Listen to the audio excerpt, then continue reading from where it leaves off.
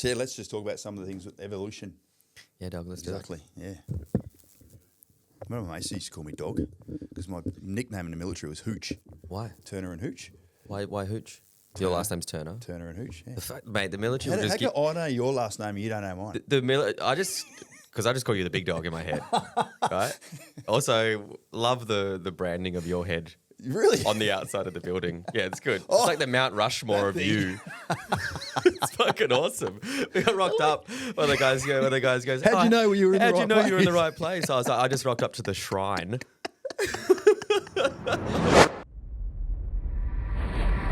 Axons Unleashed.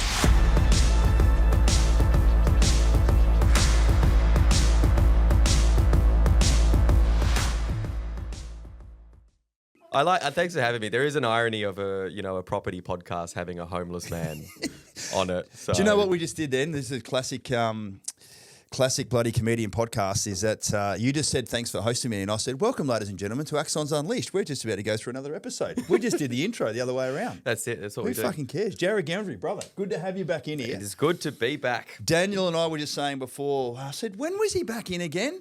And you went, November 23. And I'm like, righto, that's a fucking guess. Sure enough, brought it up on the calendar.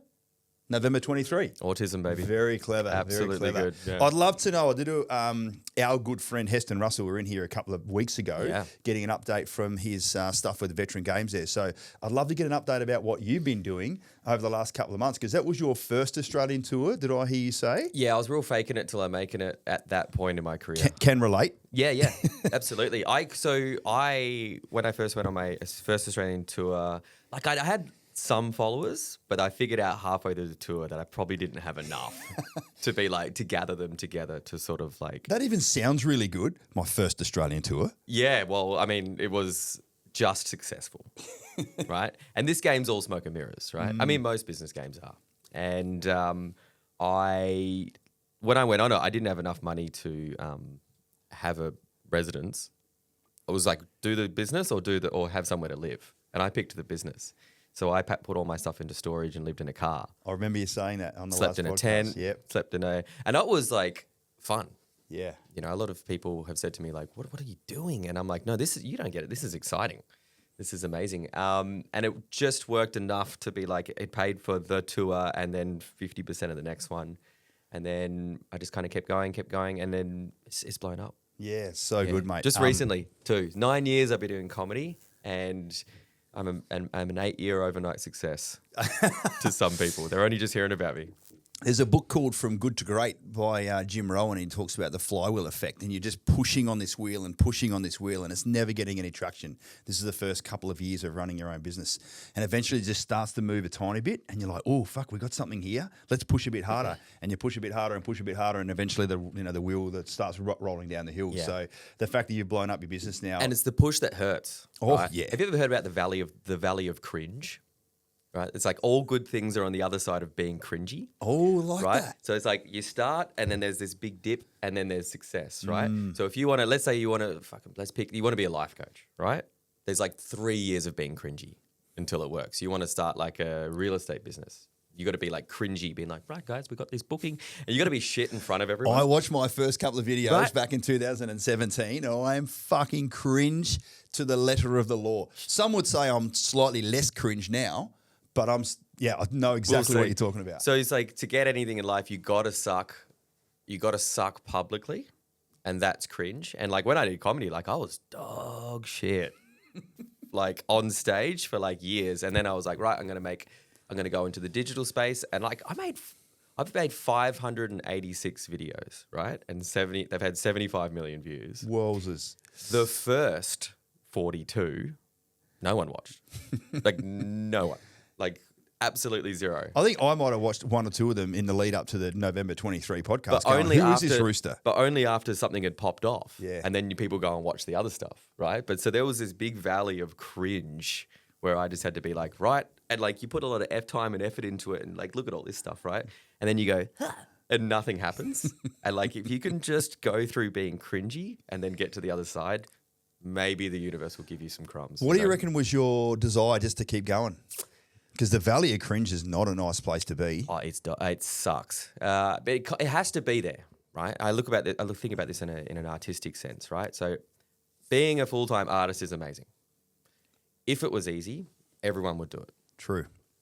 But the cringe and the difficulty requires someone to be able to have persistence and resilience. Now, if you can push through that, you deserve what's on the other side. And it's that kind of like a great filter that filters out all the wannabes, right? So if it was easy and the government gave you like a grant for $800 a week to go and pursue your artistic dreams, there'd be shit art everywhere and it would devalue the whole thing. So it kind of needs to be difficult. Yeah. Business is the same way. You sound like a life coach right now. Follow my link. But like that's such good advice and very good insights. I love it. So you need to like just push through. For me, I don't know. Like I don't know if it was half stupidity, half because everything's dumb till it works, right? And you just don't know where it is. For me, I made video 43 and 900,000 people watched that, but the 42 before it collectively, I don't know, a couple of thousand people. What was the content? What was the subject? I mean, all your shit's funny stuff about defense. Got it. But can you remember what was video 43 sentiment? Do you know what it was? It was 100% going, these 42 aren't working. I need to talk about something I know. And that's when I spoke about the military content. And I went, fuck, I don't know. Like, I'll just throw this out into the wind. Yeah. And the other 42 I tried 16 times harder for because I was like, I need to make something. And then it was almost through a point of like, fuck, I don't know, throwing my hands in the air to be like, well, I'll just do something easy. And the easy was, what I'm trying to say, it was being authentic. I totally get where you're at. So even my mum used to say, still does now, she's like, darling, you don't need to swear on the videos all the time. You're like, that's me, mama. Mum, that's me. I care so much about who I am and what I'm doing. I don't give a fuck what people think. Yeah. You know, I'm not nowhere near as crass as other people. I don't drop the C word or all that stuff. Yeah. I didn't even say yet then. I don't plan on doing it either. My fucking wife would bloody literally cut my nuts off if that occurred. And rightly so. Yeah. Daniel, the executive producer, would be like, boop, boop, cut, edit, delete. Thanks for coming. But, but there's a lot of people that have built their whole business around that. Do you know evidence-based training? Yeah. The guy here, the cunny guy, that as he calls himself, he's dropped the C word more times than I've dropped the F word and the S word fucking 10 times over. He's probably the best Venn diagram of like subject matter expert with personality, right? Yes. And you put that together and then you get people to like what you are, right? So he's nothing but himself. And I'm sure, this isn't a smite on him, but I'm sure that his knowledge on the subject of fitness and health is just as good as 80% of his market. But he's been able to overlap it with like extreme charisma and like just relatability to the every person. He's very good, yeah. Relatability, which you and I spoke about before. How he's got a Lamborghini. Yeah, good on him. How good is it you being a veteran now getting up on stage and talking about veteran stuff? It's the best. It's the best. And I was like, little pinch moment is like that first tour that we did. I was discussing this with you, getting coffee, is I put on one show at the comedy club, holds 70 people, and it took me 5 weeks of promo to fill it up. And then, this week I'm doing 4 of them, and the first one sold out in 3 hours, and I didn't promo it. Wow. And it's just been so great. Like it's honestly so good. I'm just so grateful, man. Yeah. And I went on Forces Entertainment last week. So I went over to the UK and visited the guys that were training the Ukrainian soldiers and was, semi back in uniform in a way. Like, in fact, they let me, I don't know if I should say this, they let me do some stuff that they probably shouldn't have. Yeah, that's all right. That's good. Shooting stuff. Yeah. And, for the first time in a long, long time, I've been out 12 years, I felt like I was still serving. Yeah, you still know the action, instant fire, all that sort of stuff. It comes back. It comes back. I went to the. Yeah, we'll say this. So I went to the range, and I was. No, man, they've had celebrities on the range for years. Don't worry about it. And I was shooting, and I had like 30 guys behind me heckling me, going whoa, because they know you're the comedian guy. And I was how did that make you feel? I've never concentrated on my breathing so much because I was like, if I fuck this up, I will hear about it forever. And I was like, it all came back, and then boom, boom, boom, 5 rounds, tight group. Nice. Yeah. Yeah. Good on you, man. I hadn't picked that up on the media as it's come through so far. Maybe it hasn't been released, but yeah, I mean, you know, the whole East Timor having the bloody tour de force and all that sort of stuff, you know, from back in the day. And even he goes back to the Vietnam days. You're now part of military folklore of getting decent people come over, or half decent people come over to entertain the troops. That's really cool. It is cool. And it's full circle because the first comedian I ever saw live was on my Forces Entertainment in East Timor. There you go. A guy called Troy Kinney. And I did a gig with him the other day and I went, bro, I'm going on Forces Entertainment. And that was when you were the first guy that I saw. Like, and it was life's weird. Like, you don't know where it's going to take you. I mean, you had to ask that guy, you know, in East Timor with their 2 beers they let us have while we're watching country bands and comedians. They'd been like, that'll be you one day. I'll be like, life's either gone horribly wrong or or horribly right. You know what I mean? And it's been a mixture of both. So your response would be like, not a fucking chance. But yeah, right. Mate, it's been so good to see your evolution. You know, by your own admission when you were in here, you know, not in the previous studio, you really were at the start of it. What can you remember back then? What episode were you up to? Of like how many videos had you done? Probably about 150. Okay, so we were past the 43 bit, but you were still, you know, you're still 1/5 of where you're at now. Yeah. So the momentum gains a lot over the time. Yeah, it's more of a consistency thing with the content game. Any sort of output thing is it's like you're not made off one video or 2 videos. In fact, people don't actually remember the videos too much. They remember how you are in them. Yep. Because people will come to me and they'll tell me about my videos and they'll tell them to me wrong. Yeah. They're like, oh, I really like the one you did about, and then just insert something I haven't done. And I go, yeah, cool, man. I love that one too. And so they don't know.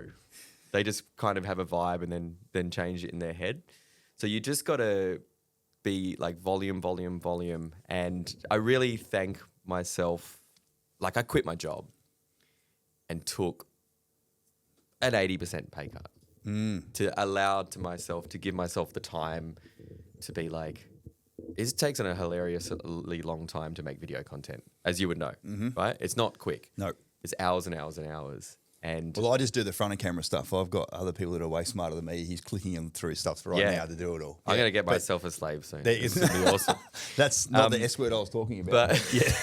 But I just think, I mean, now that decision was amazing. Yeah, good. To be able to do that. So, I mean, it's started to work, if that makes sense.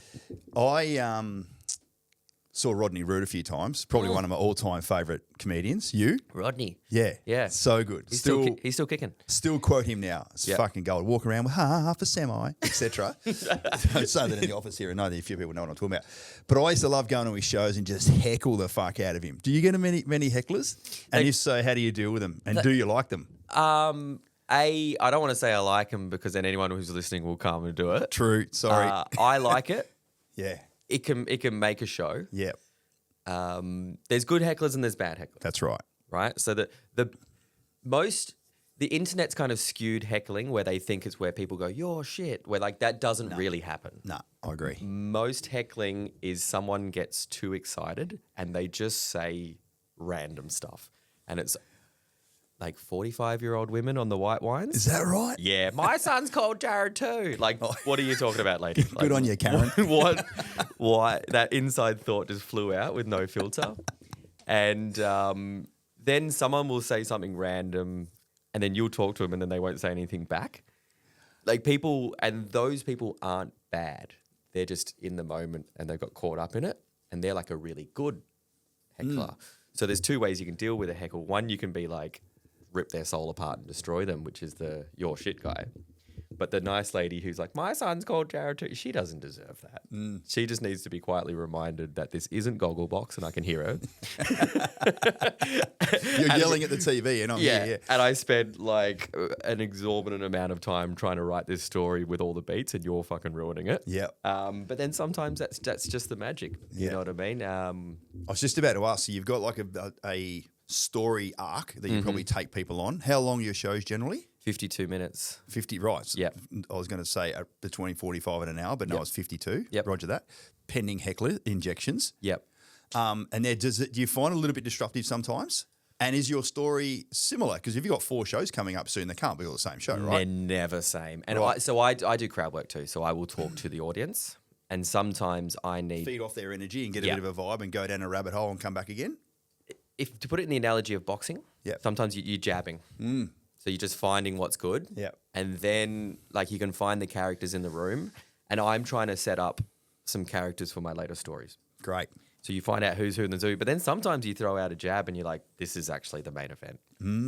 Last night there was a guy, what do you do for work? He's like, oh, I make the algorithm in the pokie machines. And we're like, you're evil. Like, just, for 10 minutes we just discussed how he ruins everyone's life. And my grandma's been bloody playing your machine. Yeah, right. Exactly, right. And, in the moment that had to happen, it was just so great. And like I had to throw 10 minutes of material out because this was too good. How do you manage time? Have you got a little timer down the bottom there? Just straight on the watch. Yeah, okay. But it's a lot of people think it's you've got to think quick. You actually need to think not at all. Just be in flow state. 100%. It took a long time to give myself to the wit and just go, this is happening. So you just don't think at all. And you go, I'm going to say this. Now, that works 99% of the time. Yeah. 1% of the time, train wreck. But very cool. You've got to give yourself to that. And very little times in life, I'm not sure what this like feels like for you, but when I do stand-up comedy, usually I'm either thinking about the past or I'm thinking about the future. I've got to do X, Y, and Z, or like, damn, I shouldn't have said that to that girl in year 11. Like, just reminiscing. When I do stand-up comedy, I'm completely present. Yeah. Just like, it's quiet. Everything's quiet. And you can almost, because it's funny being me. Like it's out of my point of view, and everyone's looking at me, and it's part exhilarating, but also, God, every show I'm terrified. Yeah, I was just about to ask, how are you feeling in the preceding minutes before coming on? Questioning all life choices. Yeah, and I mean that's the thrill. How do you prepare? Are you someone that has a beer beforehand? No, don't drink. Not at all anymore. Great man. But breath work. Yep. Could not be more thankful of breath work. So good. Really good. Just a couple of little exercises and that sort of thing. Where'd you get that into your life? How'd you get that into your life? YouTube, man. I was just like, I just need to figure some. You don't learn anything you want on YouTube. Well, there's probably some veterans out there that know how to do it as well. Oh, actually, there's some breathwork experts coming out to the veteran game soon. We'll talk about that in a second. I actually had a quick stint with Veterans Mindfulness Australia. Yeah, I think phone service. Mate of mine said, "Oh, mate." He's a real tough guy. And he's like, "Oh, mate, I bloody fucking breath." And I was like, "Oh yeah, cool. Like if you can breathe, yeah." I was like, "It was good for you. You're a fucking idiot. So if it's good for you, it's good for anyone." Yeah, shout out to them. They were amazing. Free service. I'm not sure how they get paid, but probably by the government. And that was really good. And then the other thing is just like the 2 hours before is it's almost like sport, whereas I know that I'm doing what I like, but every day the doubt kicks in. And I'm just like, here's the imposter, here's the doubt, here's the, oh my God, like 75 people have paid their money. More importantly, they've spent their time to now come out, babysitter. They're going out for dinner beforehand. They're having drinks. Like it's not a small deal to come out and do any activity these days, right? And they're all coming to see me. So I just spiral into like imposter syndrome and then the doubt. So it's all just doubt management, self-belief. And I just got to talk in the mirror. And sometimes it gets really weird and I just got to have a shower and just be like, we're doing this, man. Like, this is it. And then it's just a big hype up until the event. And then you just go out and fucking rip it. Like, just get in the flow state. I've got my first lot of panic attacks happen when I got back from SATG 1 in my third year at Duntroon. I was talking to some cadets standing up in front of them. I've said this before. In front of like 200 cadets, and it just fucking hit me like a wave. And I was like, I just had to ask the other instructor to come and take over. I had to go on the toilet, and I'm like, I fucking can't get my words out anymore. So I had a real panic attack, and I've had lots and lots and lots and lots of them over the years. Even we had to stop filming in here a couple of years ago. I just couldn't bloody talk that day. From your service, any panic attack stuff, or if it has come through, how do you manage it? Definitely panic attacks. Yeah. I mean, I definitely get them. Yeah. I mean, I haven't pinpointed where they come from because I've done so much hectic shit. Like that dude, fuck, I'll tell you something. Like in the last podcast, I mentioned how I was a fine dining chef. after my infantry service. Indeed. And then I don't know if you've ever watched The Bear. No, it doesn't spring to seen mind. it? Yeah, It's Daniel hectic, has. right? And after a gig one night, I was like, my partner at the time, she's like, well, let's just sit down and we'll just watch a nice episode at nighttime. And it was like an episode how the kitchen was crazy. And I fucking wigged out. I'll bet. I was like, I was on, mate. I was like, I'm going to get in there and solve this problem. It's a thing. And it's not a lot of veterans talk about it too. Because it is so, like, especially with panic attacks, it's such a small, isolated incident. I feel like each one feels like it's the last once it's done. That guys don't want to talk about it in the same way they probably do with depression, which is more of a lingering feeling. Yeah. I totally. And that's you got to look after yourself, and and it's fucking okay. Yeah. It's okay to stress, man. Yeah. And especially if you're like someone like yourself or someone like me, like we've picked a harder life because we didn't want to sit around and do nothing. Yeah. We wanted to be, we wanted to live an extraordinary existence, which meant we have to abandon being ordinary. Yeah. And that's tough. And it's confronting. And the wheels come off all the time for me. Yeah. All the time. Yeah, the wheels come off, yeah. Yeah. Once every 6 weeks. Yeah, okay. The wheels come off once every 6 weeks. You got to gather up yourself again. Oh, dude, sometimes it wipes out half a day. Yeah, right. And I just got to be like, the pressure. I'm not used to people knowing who I am as well is a thing. People always, they think of me differently now. That they assume that you are someone because people watch what you do. But it's interesting. You're trying to be as genuine, authentic as possible. You're showing people the real you. I'm just a guy. Yeah, just a guy who's willing to stand up and jaw off about stuff. Yeah, and people will send me messages and they'll tell me where they've seen me. They'll be like, saw you at the shops today. And I'm like, can you come say fucking g'day, man? Like, I got a photo the other day and I'm in a cafe eating brekkie and I'm like hunched over like just doing my own thing, reading the news. And someone's like, oh my God. Yeah, and they're like, saw you. And I'm like, can you just I'm just a guy. And also that photo sucks. Can you, is that what I look like in the world? Like, and that's it. But I tell good story about getting some followers is I've got my first official stalker. Right. Yeah. Oh, you've actually got a stalker. Dude, guy from the Navy, right? Okay. Guy from the Navy. And worse. I'm still at the point in my sort of like social media journey, whereas like if someone wants to message me, I still get it. Yes. Right? Like I might get 150 messages a day, but they all come to me. Yeah. You message The Rock, someone else is probably getting it. For sure. I'm not him. Dwayne's busy. Dwayne's busy. He's working out, right? So this guy, Navy dude, he messages me like, hey man, love your stuff. And I'm like, love that. Boom. Dick pic. Yeah. You did? He sends a dick pic to me, right?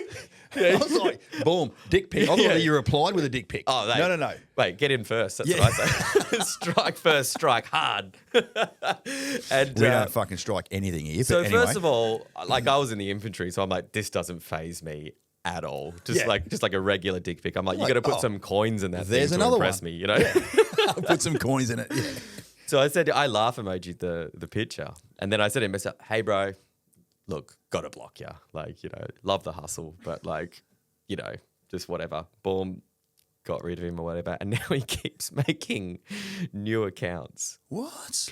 With just the sole purpose of just being like, send me a message, be like, hey man, like when's your tickets to your Newcastle show? And I'm like, hey, here's the link. And then he's like, boop, here's the dick pic. And it's happened like 25 times. Whoa. And the only... Do you still recognise the dick by now? The only reason I know it's him is because I recognise his dick. There you go, yeah. So I don't know, and I don't know who he is. He's probably been to a show. Yeah, probably. He could. So I don't know if I need to like get everyone's dicks out at shows. Yeah. Identify Do a lineup. what's going on. Yeah. Yes, no. That's him. Get him. Mate, comes with the territory, man. As you grow, as that flywheel continues to get more and more, especially when you've got such a niche market. Like we're the same, right? My business coach in 2018, he's like, just turn your back on 20 million adult Australians and just focus on serving the defence community. And you and I were talking about They're a good community. You fuck one goat. And even if you were drunk, you didn't mean to do it, you'll never do it again. No one saw you do it. You fuck still one goat.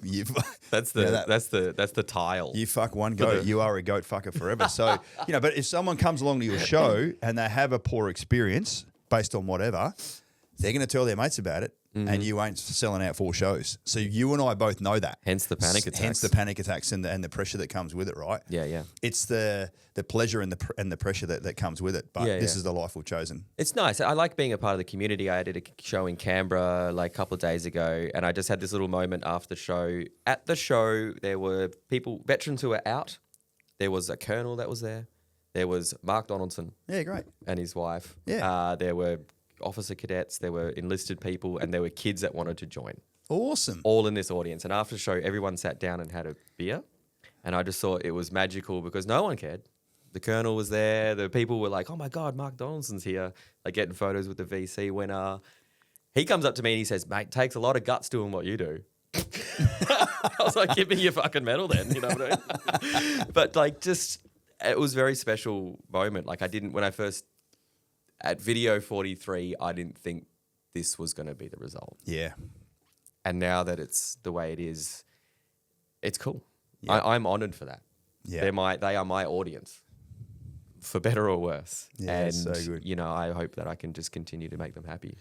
But let me tell you though, it's those colonels are just normal people as well. Regular The dudes. young cadets I put through Duntroon are all COs now. Mm-hmm. God bless the lot of you, doing an amazing job. And the other young full tracks that I was at Kapuka with as a recruit instructor, they're all now RSMs and some beyond. They're just fucking normal dudes as well. So they're just coming along. I've been out long enough, as you have as well. What someone's rank was in the military is completely irrelevant when you're a veteran. Oh, totally. Just fucking good on you that you were kicking ass and taking names when you were serving. But you don't have a uniform on anymore. You're just a fucking normal dude. We were discussing this. It's like, and some vets, I like to think that I am a highlight of someone that can reinvent themselves. And it's like, you are not your rank. You are not your job. You are not your thing when you're in anymore. One of the most successful videos, a couple of million views I made, was a video discussing about people when they're in the military. They're like, I hate that guy in that unit. You're like, why? It's because he wears a different coloured shirt. Like, everyone's the same. The old let it go. A spirit of core, which is so valuable to fighting spirit in your particular units. Now that you're a veteran, ladies and gents, just let it go, let it go. I shouldn't fucking make a song about that. It doesn't matter. Hey, he's got a good voice. The veteran community is the veteran community. So, we can all sort of be proud of who we are and what we did. But once you become a veteran, because here's the thing, everyone will be a veteran longer than what the time did that you served. Even if you do 30 years in, I bet if you live long enough, you'll still be a veteran longer than 30 years. So that's certainly the runway perspective that I've got on things here, mate. So, Jarryd, thanks for joining us. Well done on bloody being so successful, mate. I'm loving seeing your journey. Hopefully I get so successful that I can then have a house and that I can come to you guys and be like, I'm in the property market, baby. So mate, that's the goal. We're not going anywhere. We're in our 9th year now. So whether you come to us next year or in 5 years' time, it matters not to me, but our door will always be open for you, mate. I appreciate Keep doing great things. Jarryd Goundrey, ladies and gentlemen. Hope you have a fantastic time. Go and see him soon.